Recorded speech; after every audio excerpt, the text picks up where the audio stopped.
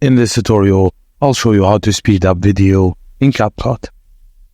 Start by opening an existing project in Capcut or create a new one. If you want to speed up the entire video, skip step 3.